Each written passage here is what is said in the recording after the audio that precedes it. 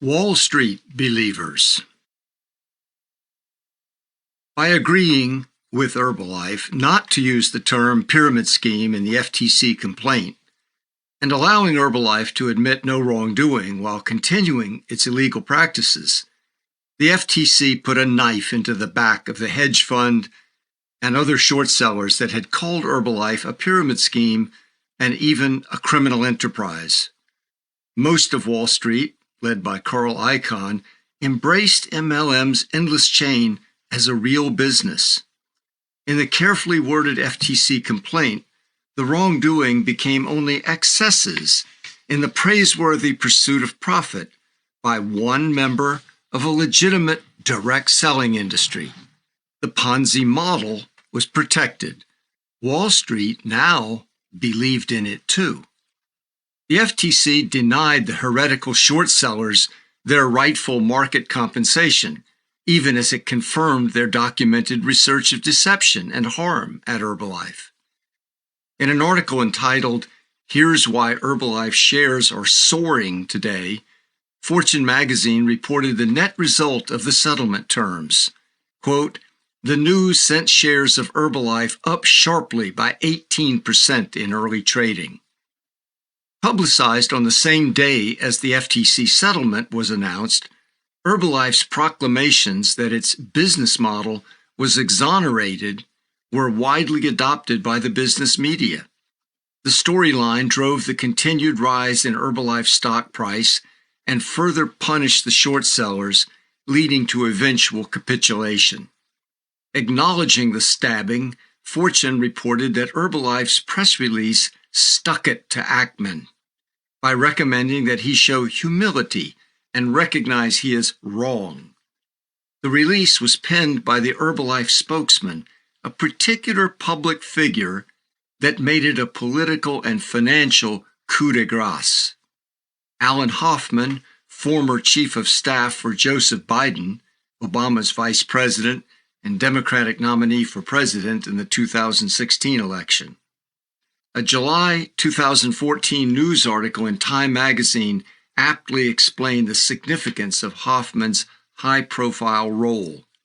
It reported that in his new job with Herbalife, Hoffman would be in charge of, quote, government affairs. It noted that it's a big job, as Herbalife was under investigation by the FTC, DOJ, and FBI over allegations that Herbalife is a, quote, predatory pyramid scheme. Mainstream Ponzinomics. Taking notice of self-dealing among some members of the George W. Bush administration about a decade ago, New York Times editorial board member Adam Cohen found the muckraking journalist of an earlier era, Lincoln Steffens, still prescient and relevant. Cohen quoted Steffens, quote, "In all cities, the better classes, the businessmen, are the sources of corruption, but they are so rarely pursued and caught that we do not fully realize whence the trouble comes." Herbalife CEO Michael Johnson, formerly the CEO of Disney, a member of what Steffens ironically called, quote, the better classes, handed out money and jobs to a long list of government officials to protect Herbalife from law enforcement. Among public officials who took money from Herbalife under Johnson's direction and sought to protect it is the former mayor of Los Angeles, Antonio Villaraigosa.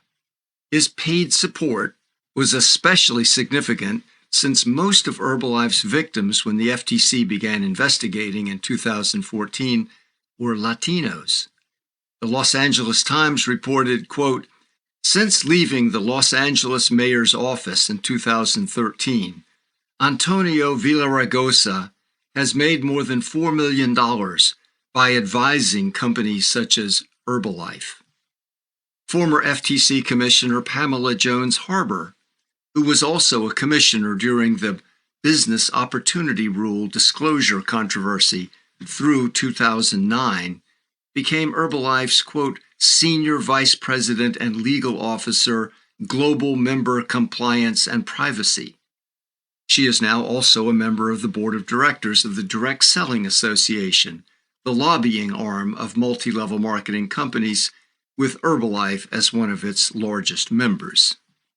Added to the list of Herbalife recipients are the earlier mentioned former Chief of Staff to the Vice President of the United States, Alan Hoffman, and former FTC official Eileen Harrington, who publicly boasted of leveraging her public service position into paid work for an MLM company. In 2006, she described herself as, quote, former acting director of the FTC's Bureau of Consumer Protection, with direct responsibility for the FTC's enforcement and regulatory oversight of business opportunities like Herbalife, and now, quote, consultant to Herbalife. The Herbalife controversy, 2013 to 2017, ceremonially raised the banner of Ponzinomics over Wall Street. Government officials openly joined the movement and avowed their faith in the endless chain. Selling influence to protect such schemes was now called consulting.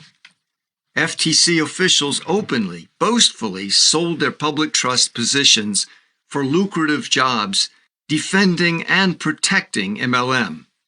The brazenness of the MLM revolving door to the FTC and other federal, state, and city agencies fulfilled what journalist David Phillips predicted in an earlier era.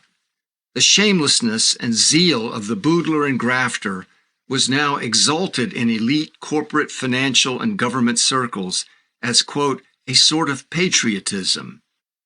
The collusion of government enables Ponzinomics to endure despite disclosures, class action lawsuits, whistleblowers, and even Wall Street short selling. Government power and authority hold back the forces of the market and civic action.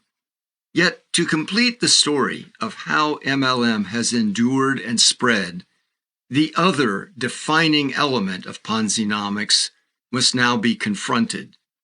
Its identity as a, quote, delusional belief system, capable of convincing millions of people it can provide not just wealth, but a fulfilling way of life. We must now look at how MLM can take over people's minds and entire lives with its claims to provide values, life mission, and a total worldview. We must be willing to see MLM as a cult movement, unique in character and enormous in scale, a cult of capitalism.